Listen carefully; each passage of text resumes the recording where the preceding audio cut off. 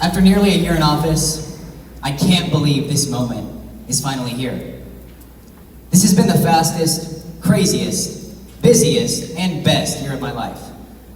I still remember running for office like it was yesterday. When Piedmont decided to run for president, our campaign was centered around two things: improving communication with OASC members and district unity.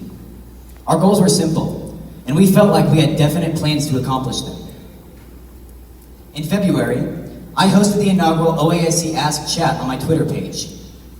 In this forum, OASC students and advisors were able to share ideas and collaborate on topics like enhancing school spirit, teacher appreciation, and philanthropy weeks. The OASC Ask Chats were a great forum for schools to share ideas, learn from each other, and ultimately to collaborate. The second part of our plan was simple. We wanted to bring the district officers together in order to promote district unity statewide. Yesterday, we put on the first district officer meeting in which a group of our district officers discussed ways to improve their district functions and conventions. This event was a success and should help the districts come together and collaborate better in the future. In addition, we hope that this meeting will help the officers add more schools into the OASC.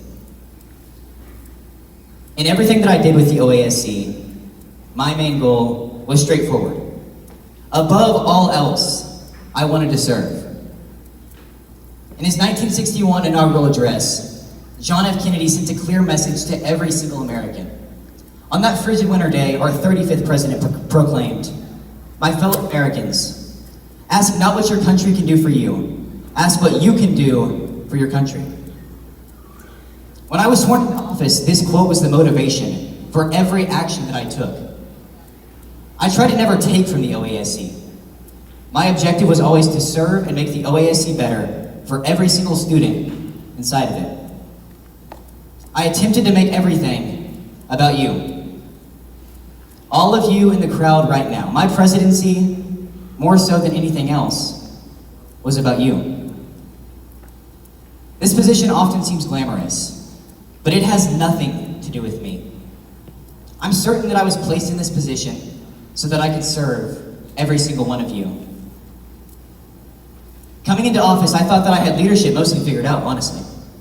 Now, I couldn't have been more wrong. I've learned countless lessons about leadership. Everything from perseverance to teamwork to always taking the high road. I always believed that I would be the one who poured into the OASC and made it better. But everyone that I encountered in this fantastic organization did so much more for me. Directors, advisors, and all of you taught me a plethora of lessons. This year changed me. It challenged me. It made me so much better. And I owe all of it to you guys. Thank you all.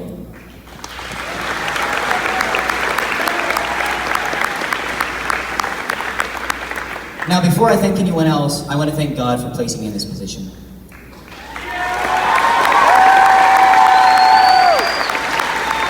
Truly, I couldn't have done any of it without him, and all of it was for his glory. I hope that I've been able to show his message of love and represent him well to others.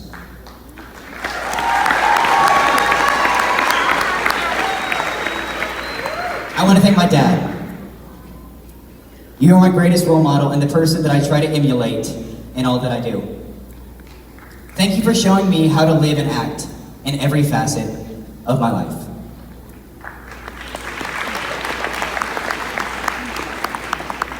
I also want to thank my mom for always being there for me and being my biggest supporter. You've always been by my side, and I know that I'm definitely not always the best son, but thank you for always being the best mom. I love you, Mom.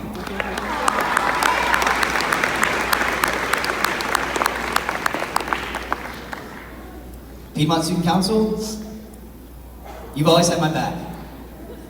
Through the good and the bad, all of you have been there for me, no matter what. I love all of you. Your constant love and support means more to me than any of you will ever truly know.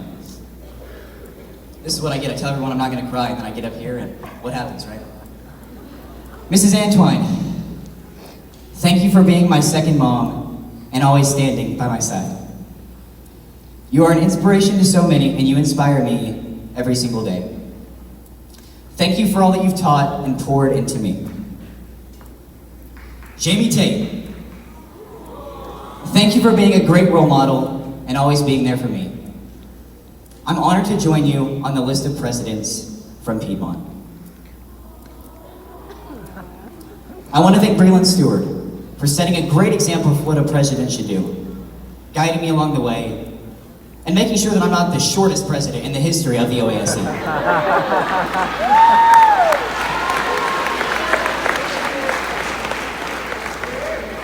I also want to thank Drew Hill for being my biggest mentor this year. Thank you for always being there for me with advice, guidance, and support. I couldn't have done it without you. To my fellow state officers, thank you for an incredible year filled with great memories. We share an unbreakable bond, and I'm proud to call you some of my best friends. Corbin, even when we were fighting and arguing at Basic or arguing about plastic straws, we've always shared a very special bond. Your passion for every single thing that you do is clear and inspiring, and your talent is so evident. You always light up a room, and I want to thank you for making this year exponentially more special. Winston, thank you for always radiating positivity and kindness. You impact every life that you touch in a positive way. Thank you for showing me how to lead with love. To Don Brockman and the entire executive board, thank you for your leadership of the OASC.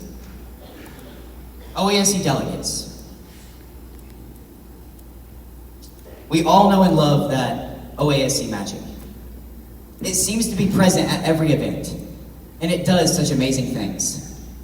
At this time, I want to thank a couple of people who are directly responsible for that magic and simply don't get thanked enough. Karen Kane.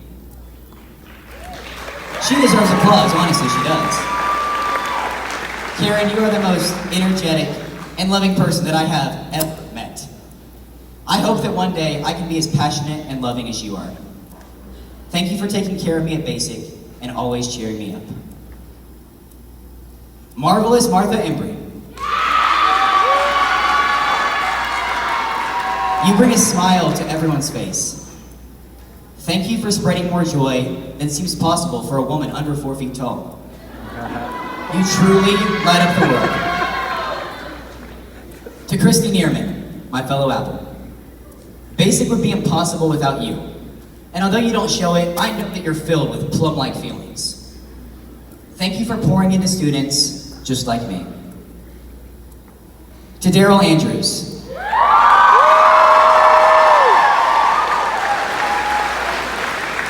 You are the perfect embodiment of everything that the OASC represents.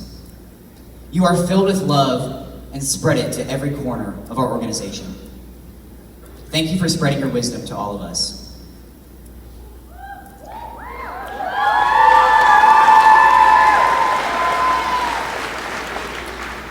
Mindy White.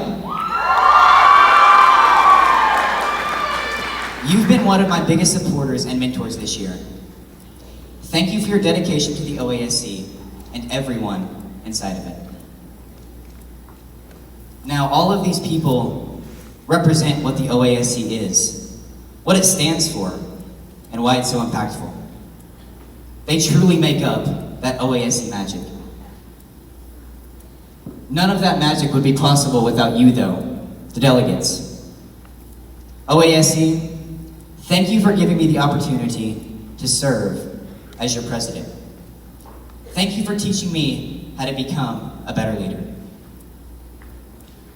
I want to leave you with one thing.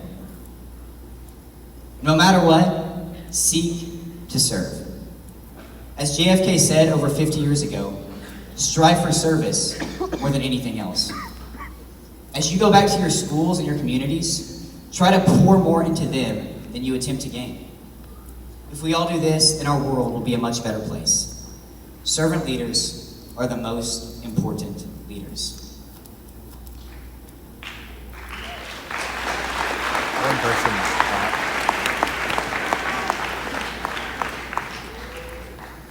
OASC, my time is almost over.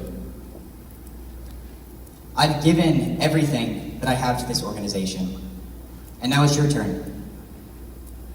Lead well, serve, stand for what you believe in, and remember that Ohana means family, and family means that no one gets left behind or forgotten. I love you guys.